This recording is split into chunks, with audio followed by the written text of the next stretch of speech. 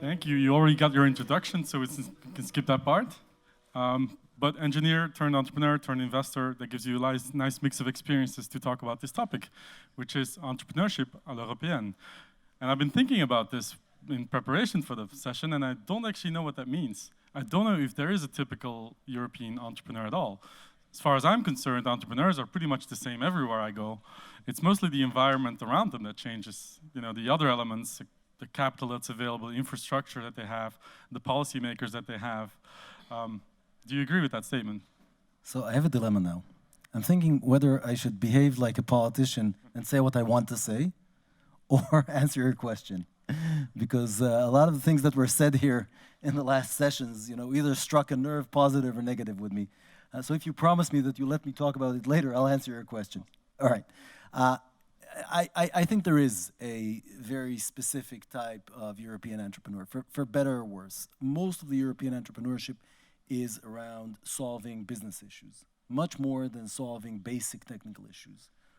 We can see that most of the startups that are succeeding in Europe and are becoming really big are ones that address consumers, are ones that address an offering that is relevant to more than just a small subset of people that deal in technology. And this is something that does characterize the European VC scene and the European entrepreneurial scene.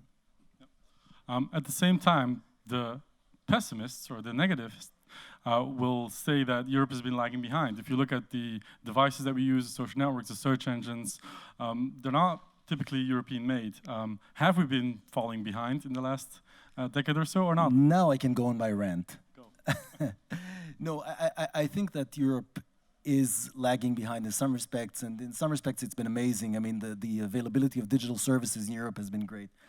But if you look at some of the things that were said here, they are very dangerous, and they're the ones that will make Europe lag behind. Overregulation, especially overregulation regarding privacy, is exactly what's going to make Europe lag behind. If we need our politicians to do anything, it's more of what Ms. Gabriel said, which is making sure that we have a level playing field, making sure that we have a digital infrastructure which lets us innovate, and at the same time not treating our constituents like children and saying that we have to over-legislate in order to protect them. Right, so I'm guessing you're on the optimistic side.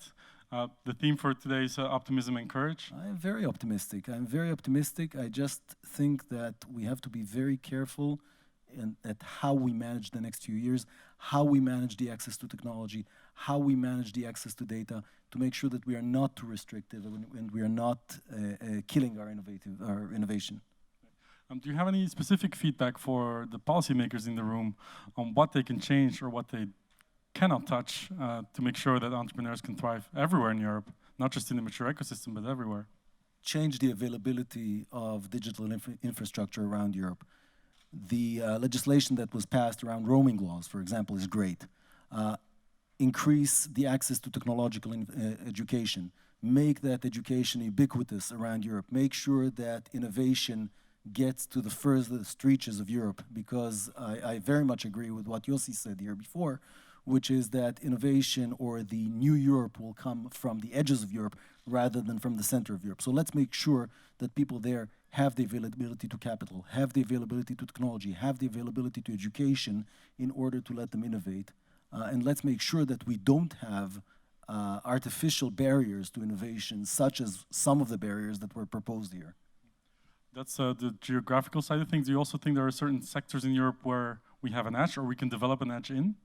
Yeah, look, Europe needs to, when I say Europe needs to do that or Europe needs to do this, I need to be very careful. I'm a guest in Europe and I'm looking at Europe a little bit as a bystander. I've had most of my professional life in Europe, so I feel that I can speak about it without being, without going too red in the face. But at the same time, I'm still a guest here. I think that if we look at what's truly European, we see certain sectors that are truly European where Europe innovates in continuously. For example, financial services. Europe has been great in driving innovation into the financial services area. Insurance is part of it. Payments is part of it. These are areas where Europe has really generated amazing companies. Ms. Gabriel before mentioned manufacturing and industrial innovation. Again, this is an area where Europe has been traditionally very strong. Why don't we capitalize on it? Why can't the next big innovation in industry and in making industry more automated come from Europe? Why does it need to come from the US? Why does it need to come from China? These are places where Europe can definitely innovate and can definitely push forward. Great.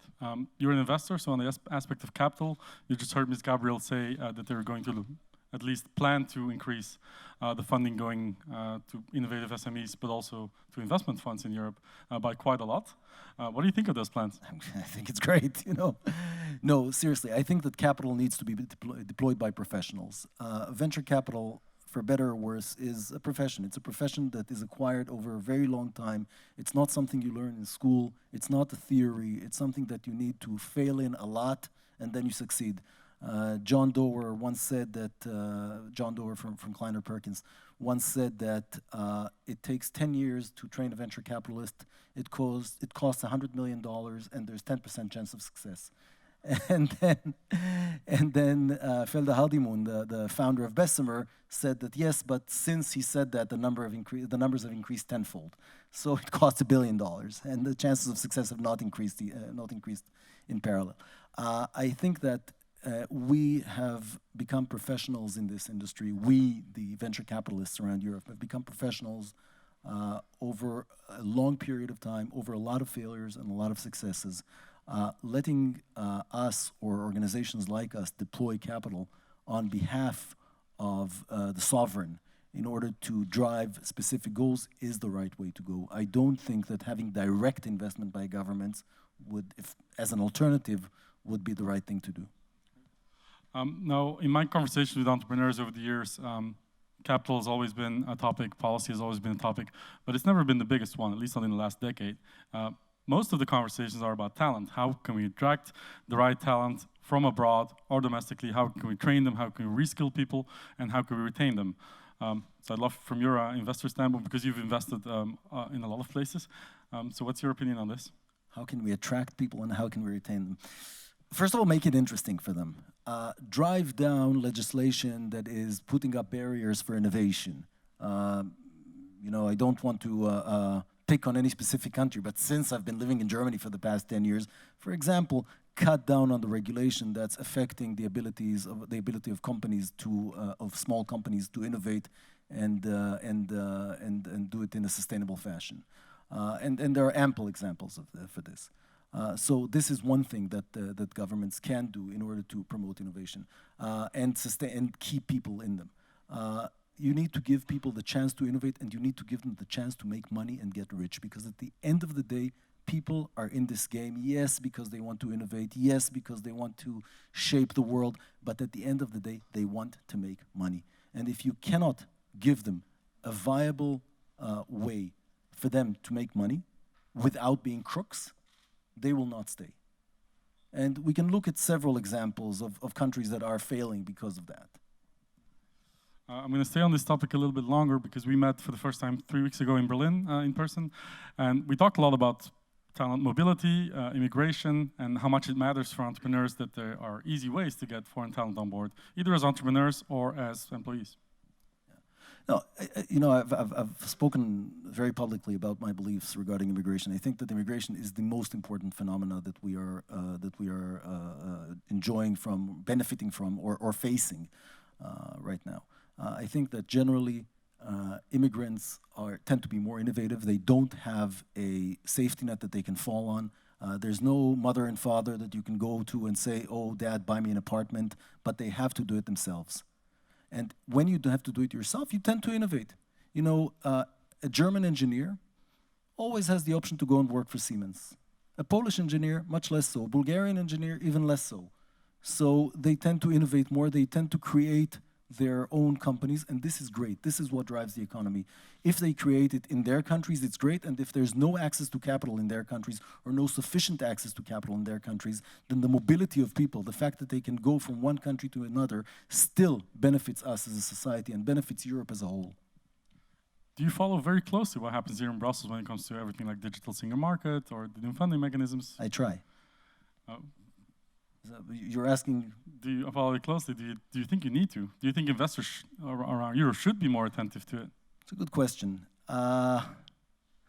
Look, let's pick on GDPR, because everyone here was hailing GDPR as a great thing. I think it's a horrible thing.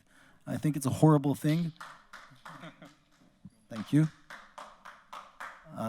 And it's something that came out of here, came out of Brussels. It came out of lack of understanding of what business is and how business functions. And it came out of treating your constituents like children.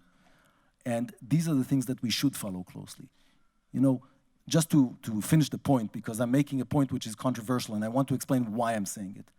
If information is a currency, once you paid me with that currency, you cannot tell me what to do with it. When I give you 10 euros, I do not tell you you can buy a car with it or you can buy a popsicle with it. You have 10 euros and you can do what you want with it. There is a contract between us on what I should deliver for these 10 euros, and once I deliver that, the contract is over, and I get to keep the 10 euros. Data is no different. And stop treating your constituents like children and think that you need to protect how they use their data. So this is something that we should have followed very, very closely as an industry. It's affecting the entire global tech economy and is hurting innovation very, very substantially, and should be, and you know, had we been more attentive, we could have had bigger input on it, and we could have attenuated or mitigated some of the risks that came out of it, just as an example. That's an interesting statement. Do you think that comes from the fact that there is a lack of communication between citizens and their governments, and for that matter, between entrepreneurs, investors, and their It comes from many things. It comes from the fact that Europe is not really a federal union, but rather an affiliation of countries that engage together when they feel like it and don't engage together when they don't feel like it. So had Europe been a real federal union, maybe people would have felt more connected to these to European politics and try to have a bigger effect on it. It comes from the fact that people are busy doing their own stuff, and you know, they see politics as something that is a little bit on the side and not so important, to their detriment, obviously, as in this case. And it comes from, you know, general, like at the end of the day, there's a lot of information, a lot of different things that you know, pull our attention, and politics just falls below the line, unfortunately. But do you think we should be more active in opening dialogues about this and trying to make changes from like a grassroots movement? Of course, of course. I think that I think that's very important. I think that the fact that we do see think tanks of venture capitalists and industrialists that are now coming together and trying to impact EU legislation is a very positive thing, and I think that we should see more of that. We're going to go back to my first question, which is there such a thing as European entrepreneurship in the first place? You said there is. I said there isn't. Does it really matter? Like, if you talk to an American entrepreneur, Israeli entrepreneur, are they that different from an entrepreneur from Germany? I don't think it matters, honestly. I think that you know, countries should drive for education being more pervasive and more accessible. And at the end of the day, how that manifests itself afterwards in innovation and in companies matters less. I think that, yes, you know, if I needed to put my finger on where the European entrepreneurial ecosystem shines and where it doesn't shine, I could pick things that are a bit more prevalent and others that aren't. But at the end of the day, it doesn't matter. And I think that with the right focus on education, with the right focus on technology, Europe will see a much broader gamut of innovation than we do today. There is this notion of Europe moving at different speeds when it comes to the development of their startup ecosystems. We talked about the edges of Europe. Eastern Europe, the Baltics are sort of behind when it comes to their development. What can we do to accelerate their evolution and to get to maturity that Berlin or Paris or London has? Education, money, opportunities, all the things I said before. You know, it's again and again the same thing. People want to innovate. People that have less established opportunities want to innovate more. If we agree that people in the edges of Europe, or the so-called edges of Europe, or emerging Europe, have less established opportunities, then we can surmise that they will want to innovate. If you give them the opportunity and you give them the tools, they will want to innovate. Great, Yaron, thank you for joining us in Brussels at DLD. Maybe a big round of applause for the musicians too. They've been doing a great job all day. Singing them out as well.